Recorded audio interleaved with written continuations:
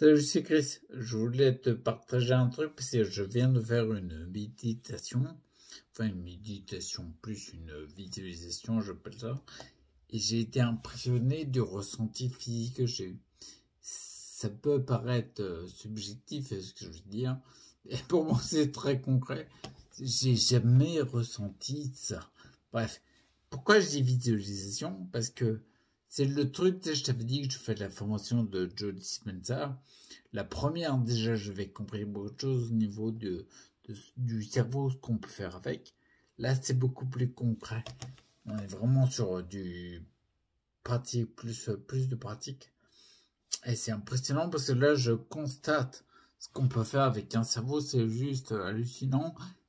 À mon sens, de tout ce que j'ai essayé, c'est le meilleur outil pour améliorer la santé. C'est impressionnant. Bref, je te parle de visualisation parce que il y a une partie méditation, parce que il y a une partie où je rentre en pleine conscience, où tu es invité à ça. Et la pleine conscience, on est vraiment sur de la méditation. Qu'on commence, même si... Merde, je me fous de temps. Même si ça peut paraître abstrait pour beaucoup de personnes quand on commence à parler de ne plus avoir de corps, d'être aucun corps, aucune personne, en aucun temps, en aucun endroit, au-delà de l'espace-temps. Je sais que ça peut paraître même vachement perché, carrément ouf, mais quand tu le fais, en fait, quand tu le pratiques, ça devient concret pour toi. Et là, c'est la partie méditative. Après la partie visualisation, tu te connectes en pensée, bien sûr, en imagination.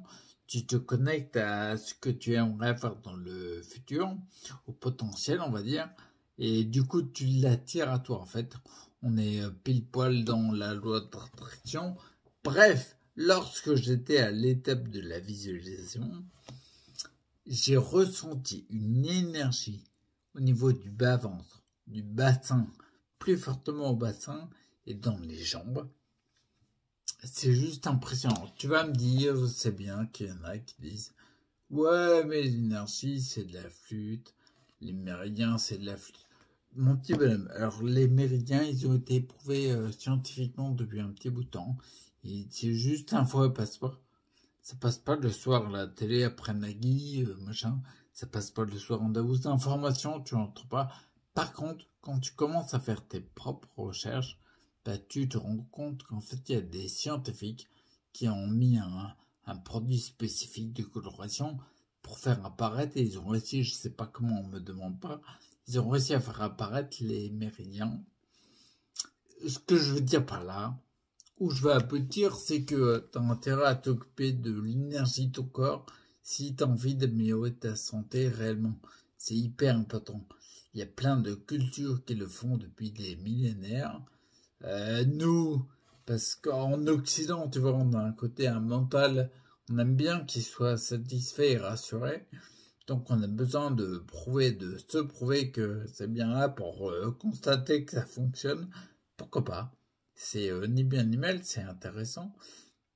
Alors, c'est bien qu'on passe par là, mais moi je te le dis concrètement. Là, le fait d'utiliser mon esprit de plus en plus pour concrètement améliorer ma santé et changer des choses en moi, c'est impressionnant à quel point ça semble fonctionner. Je te parle d'un ressenti, je sais que c'est subjectif. Je vais pas me lever dans 2 minutes, galvauder comme un lapin et aller faire un 100 mètres. C'est pas prévu. Ni un 100 mètres ouais. C'est pas prévu de faire ça. Je vais pas le faire. Calme-toi. Mais en tout cas, n'empêche que là, putain, ce que j'ai ressenti. Tu vois, là, je ressens pas dans le bassin. C'est comme si putain, il y avait un feu, il y avait une énergie hallucinante. Ça bouillonnait en moi, c'est impressionnant. Et puis là, tu le sens plus. Donc, quand tu pratiques la visualisation, après une partie méditative, c'est pas des conneries, quoi. Faites-le. Regarde l'histoire de Joe Dispenza. J'en parle dans la première formation de la méditation scientifique, parce que je sais qu'on a besoin, comme je te disais tout à l'heure, le côté, on a besoin que le mental soit le premier. On a besoin que le mental soit rassuré. Ah, tu marches, on l'a prouvé scientifiquement. Donc, du coup, on est rassuré et après, on regarde les autres choses.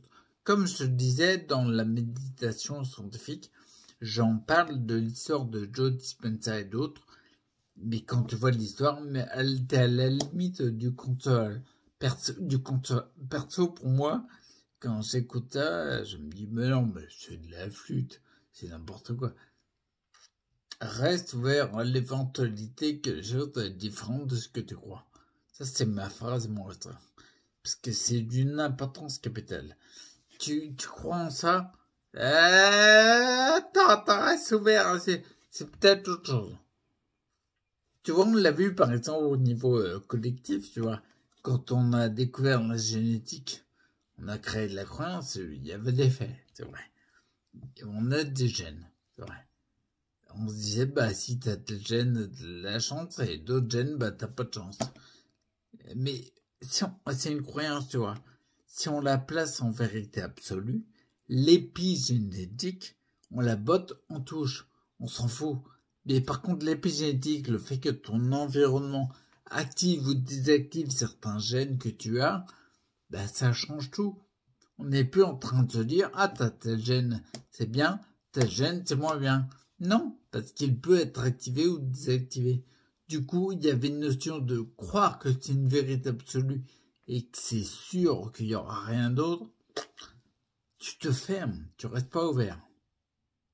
Bref, voilà, je voulais juste partager ce petit truc. C'est juste impressionnant. Je pense que je reconnaîtrai ça parce que c'est un plaisir monumental de sentir que ça boue en soi. Que l'énergie... moi, j'ai kiffé grave. Tu vois, donc j'ai hâte de refaire l'expérience. Je le ferai tout à l'heure parce qu'en fait, je pratique ça de plus en plus.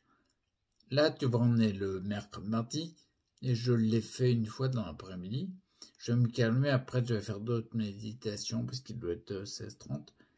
Je vais faire d'autres méditations plus que j'avais appris de moine tibétain. Bref, dans les livres, hein, j'ai pas vu un moine. C'est vraiment, je suis en Bretagne, pas de moine tibétain, il faut être Tibet. C'est logique. Tu sais, les moines, c'est avec leur truc orange et tout, là.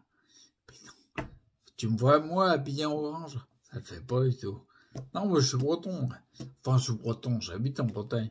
Noir et blanc, tu vois. Noir et blanc comme le drapeau breton. Et puis, bon, bref. Et donc, du coup, ouais, comme je te disais, là, tu vois, je vais faire un peu de méditation. Je vais rentrer en pleine conscience. Et après, je vais faire de la visualisation. Méthode qu'on appelle le Talong chez les moines tibétains.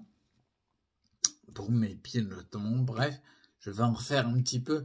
Mais je me détends un peu. Je vais mettre une vidéo parce que j'aime bien regarder les films. J'aime beaucoup ça.